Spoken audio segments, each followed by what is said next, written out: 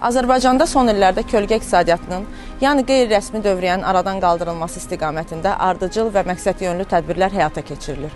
Bu islahatların müsbət nəticələri artıq büdcə göstəricilərində öz əksini tapmaqdadır. Son dövrlərdə yalançı sahibkarlıq subyektlərinin qanunsuz əməlləri ifşa olunur. Belə ki, Baş Prokurorluğun İstintaq İdarəsində aparılan araşdırmalar nəticəsində müəyyən olunmuşdur ki, bir sıra şəxslər mütəşəkkil dəstə halında birləşərək heç bir real sahibkarlıq fəaliyyəti niyyəti olmadan həssas əhali qruplarına aid olan, eləcə də hüquqi bilikləri az yüzlərlə vətəndaşı işə düzəltmək, onların adına sosial müavinət almaq və digər adlarla aldadaraq çoxsaylı sahibkarlıq subyektlərini qeyddən keçirmişlər. Bu əməllər nəticəsində ölkə iqtisadiyyatına əhəmiyyətli zərər vurulmuş, dövlət büdcəsindən isə xüsusilə küllü miqdarda əlavə dəyər vergisi məbləği dələduzluq yolu ilə mənimsənilmişdir.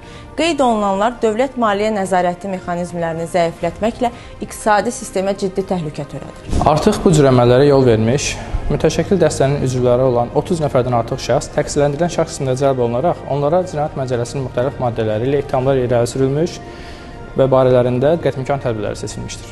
Baş Prokurorluq xəbərdarlıq edir. Bu kimi qanunsuz fəaliyyətlərdə iştirak etməkdən çəkinin. Hər hansı bir maddi təklif və ya qazanc vədi müqabilində adınıza hüquqi şəxs yaradılmasına, fərdi sahibkar kimi qeydiyyata alınmağınıza və yaxud bu məqsədlə digər şəxslərə etibarnamə verilməsinə razılıq verməyin. Heç bir halda şəxsiyyət vəsiqəsi məlumatlarınızı, asan imza, elektron imza nömrənizi, eləcə də şirkət möhürlərinizi etibar edib digər şəxslərə verməyin. Əgər sizə belə şübhəli təkliflər olunsa, eləcə də aşkar etsəz ki, adınıza xəbəriniz olmadan müəssisələr qeydiyyata alınıb. Bu barədə dərhal hüquq mühafizə orqanlarına məlumat verin. Yalançı sahibkarlıq fəaliyyəti ilə bağlı qanunsuz sxemlərə bilavasitə qoşulan real sahibkarlıq subyektləri, habelə onlara şərait yaradan, yaxud bu fəaliyyətdə göz yuman dövlət qurumlarının vəzifəli şəxsləri də Azərbaycan Respublikasının qanunvericiliyinə uyğun olaraq ciddi şəkildə məsuliyyət daşıyırlar.